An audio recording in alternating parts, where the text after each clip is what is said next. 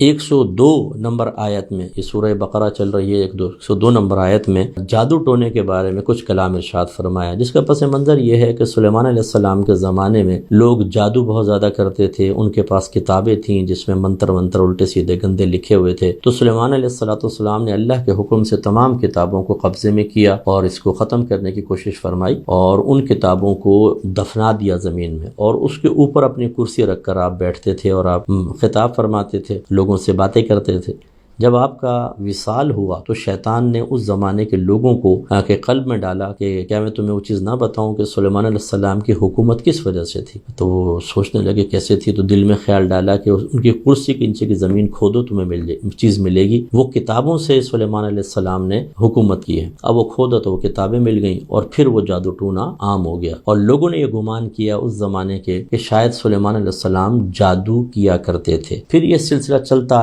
آیا حتیٰ کہ نبی کریم صلی اللہ علیہ وسلم کے دور کے جو یہود تھے وہ بھی وہ منتر جادو ٹونے، اور ان کے ہاں بھی بازمئی معروف تھا کہ سلیمان علیہ السلام کی حکومت انہی جادو ٹونے اور منتروں کے اوپر مشتمل تھی اور ٹکی ہوئی تھی۔ تو اللہ تعالیٰ نے یہ آیات نازل فرمائے۔ اچھا، جو اس زمانے میں جادو تھا وہ دو طرح کا تھا، ایک کلمات کفر و شرک پر مشتمل تھا، یہ تو کفر تھا، جو اختیار کرے وہ کافر، دوسرا وہ تھا جو کفریات پر تو مشتمل نہیں تھا لیکن ضرر والا تھا، میاں بیوی میں جدائی کروا دینا، کسی کو تباہ کرنے کی کوشش کرنا، اس طرح کا تھا۔ تو اس کو دونوں کو منع فرمایا، آج بھی یہ دونوں منع ہیں، لیکن اگر کوئی کلمات کفر و شرک والا منتر پڑے گا یا دیگر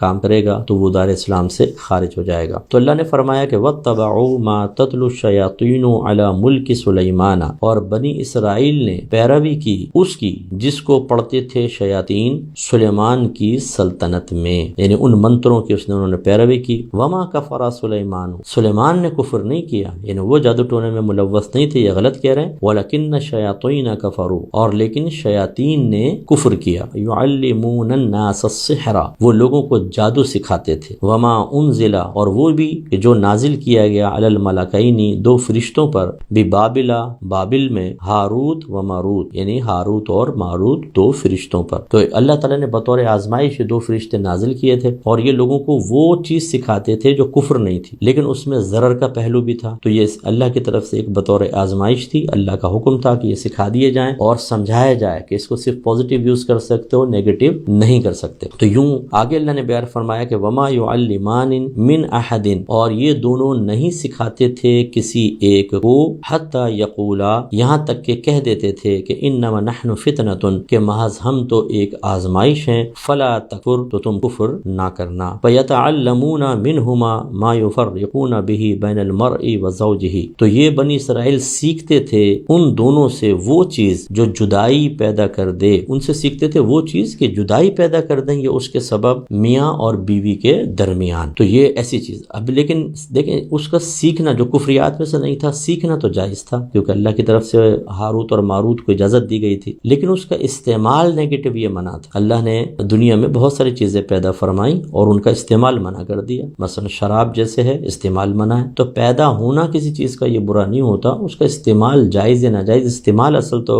قابل توجہ چیز ہے۔ لیکن اب یہ ہماری بہنیں ذرا خاص طور پر ہمارے بھائی اس عقیدے کو سمجھیں۔ اللہ تعالیٰ نے فرمایا کہ وما هم بضارین به من احد الا باذن اللہ، اور نہیں وہ ضرر پہنچانے والے تھے اس جادو کے ذریعے کسی ایک کو مگر اللہ تعالیٰ کی اجازت سے۔ تو بس یہ اچھی طریقے سے سمجھ لیجئے کہ جادو ٹونا حق ہے، ہم اس کا انکار نہیں کرتے، جادو ٹونا لوگ کرتے بھی ہیں، لیکن کیا جادو ٹونا سے ہر ایک اپنی مرضی کے مطابق رزلٹ حاصل کر لیتا ہے؟ ایسا بالکل نہیں ہوتا، کوئی گھبرانے کی ضرورت نہیں۔ اللہ تعالیٰ چاہے گا تو کوئی آزمائش آپ کی طرف متوجہ ہوگی، ورنہ کوئی آزمائش متوجہ نہیں ہو سکتی ہے، یہی اللہ تعالیٰ نے بیان فرمایا۔ اور اچھی طرح یاد رکھیں کہ بعد اوقات جادو ٹونا اور اللہ کا فیصلہ ازلی میں موافقت پیدا ہو جاتی ہے، اصل میں کام اللہ تعالیٰ کی طرف سے ہوتا ہے، آزمائش اللہ کی طرف سے ہوتی ہے، ہم اس کی طرف منسوب کر دیتے ہیں۔ اس کو یوں سمجھ لیں کہ اللہ تعالیٰ نے ارادہ فرمایا کہ ایک شخص شخص کی شادی 30 سال سے پہلے نہیں ہوگی اور وہ 20-22 سال سے کوشش کر رہا ہے شادی بیاہ کے لیے، رشتے نہیں لگ رہے، اور ایک آدمی نے جادو کروا دیا اسی شخص کے اوپر کہ اس کا نکاح ہی نہ ہو، اب وہ جو رشتہ آ رہا ہے ریجیکٹ ہو رہا ہے، جو رشتہ آ رہا ہے ریجیکٹ ہو رہا ہے، تو یہ جادو ٹونا کرانے والا خوش ہوتا ہے کہ شاید میں نے اس کا رشتہ روک دیا۔ ارے بھائی آپ بندش نہیں کر سکتے، وہ تو اللہ تبارک و تعالیٰ کا فیصلہ ازلی ہے کہ 30 سال تک اس کی شادی نہ ہو، اور یہی وجہ ہے کہ جب 30 سال ہوئے مثلاً فوراً شادی ہو جاتی ہے۔ پھر کہاں گیا تمہارا جادو ٹونا؟ اگر جادو ٹونے اتنے ہی اثر انداز ہوتے کہ اللہ کی مرضی ہو یا نہ ہو اثر کریں، تو میں آپ سے پوچھتا ہوں کہ کوئی آپ کو بیمار کیوں کرے گا؟ جو دشمن ہے وہ آپ کو مارے گا کیوں نہیں؟